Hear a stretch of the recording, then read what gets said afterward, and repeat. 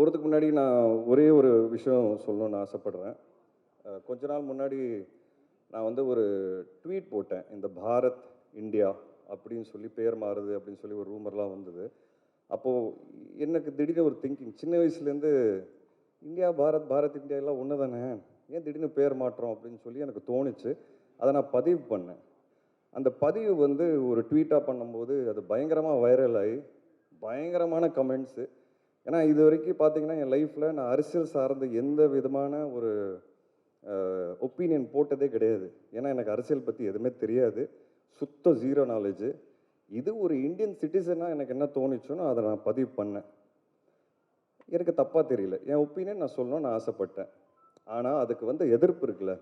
2 நாளில் நான் anti Indian ஆகிட்டேன், நான் ஆன்டி ஹிந்து ஆகிட்டேன், நான் ஆன்டி ஆன்டி ஆன்டி நிறைய ஆகிட்டேன், ப்ரோ நிறைய ஆகிட்டேன். உடனே என் ஒய்ஃப் வந்து ஆக்சுவலாக ஹாஃப் சைனீஸு. ஸோ நான் இந்த ஊரே இல்லை அப்படின்ட்டாங்க. ஏன்னா என் ஒய்ஃப்னால நான் அதை பேசிகிட்டு இருக்கேன்ட்டாங்க. எனக்கு ஒன்றுமே புரியல. என்னால் ஏன் ஒரு பதிவு வந்து ஏன் இவ்வளோ ஒரு எதிர்ப்பு அப்படின்னு யோசிக்க ஆரம்பித்தேன். ஹேட்ரட், இவ்வளோ ஹேட்ரட். ஏன் இப்படி இருக்கோம் நம்ம எல்லாரும் யோசித்தோம். ஒருத்தருக்கு ஐடியாலஜி மாறலாம், இல்லை ஒருத்தருக்கு ஒப்பீனியன் மாறலாம். அந்த ஒப்பீனியன் நம்ம ரெஸ்பெக்ட் பண்ணிட்டு போகணும். அப்படி தானே, அதுதானே ஹியூமனிட்டி. எனக்கு ஒரு விஷயம் பிடிச்சிருக்கு, எனக்கு ஒரு விஷயம் பிடிக்கல. ஓகே, உனக்கு ஒரு விஷயம் பிடிச்சிருக்கு, அது பிடிக்கல. ஜஸ்ட் பிகாஸ் எனக்கு பிடிச்சிருக்கிறது உனக்கு பிடிக்கல அப்படிங்கிறதுக்காக நான் உங்களை இறக்கி பேசக்கூடாது. This is what I faced.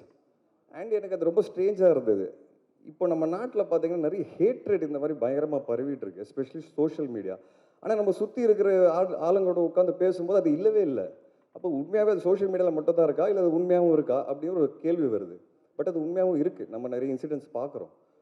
இந்த படம் அதை பற்றி தான் பேசும். ஹேட்ரேடே இருக்கக்கூடாதுங்க.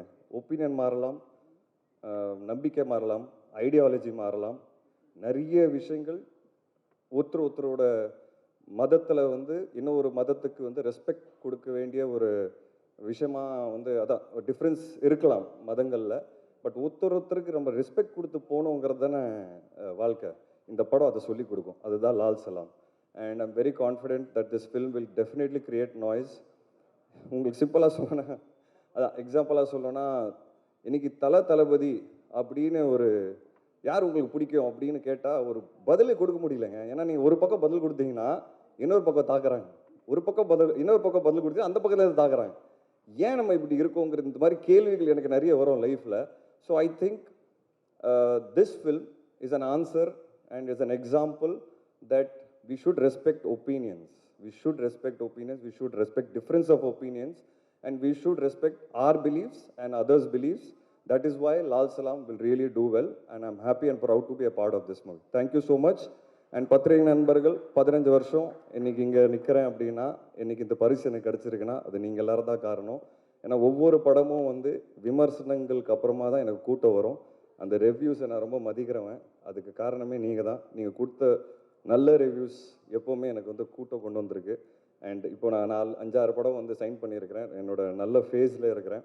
And I'm thankful and I owe it to all of you. நீங்கள் மிகப்பெரிய சப்போர்ட்டாக இருந்திருக்கீங்க. தப்பு பண்ணும்போது கரெக்டாக பின் பாயிண்ட் பண்ணியிருக்கீங்க.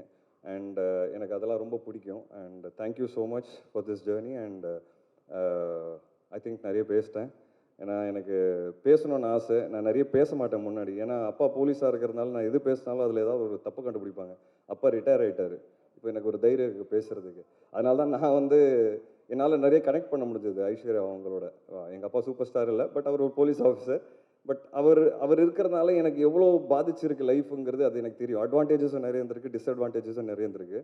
பட் அந்த டிஸ்அட்வான்டேஜஸ் என்னங்கிறது எங்களுக்கு தெரியும். அது அவங்களுக்கு அது எப்படி இருந்திருக்கோங்கிறது எனக்கு ரொம்ப நல்லா தெரியும், புரியும். ஏன்னா சார் வந்து மேடையில் சொன்னார், அவங்களும் சொன்னாங்க, இந்த மாதிரி வாய்ப்பு தேடி நிறைய இடத்துல போனேன். ரஜினி பொண்ணுங்கிறதுனால யாரும் வாய்ப்பு கொடுக்கல, கொடுக்கவும் மாட்டாங்க. இங்கே வெற்றி மட்டும்தான் பேசும். அந்த விதத்தில் ஐஸ்வர்யா ரஜினிகாந்துக்கு இந்த படம் கண்டிப்பாக வெற்றி அவங்களுக்கு கிடைக்கும். அவங்க ப்ரூவ் பண்ணுவாங்க. இன்னும் நிறைய படம் பண்ணுவாங்க. வெற்றிக்கு மட்டும் தான் இங்கே மதிப்பு. And we will definitely win.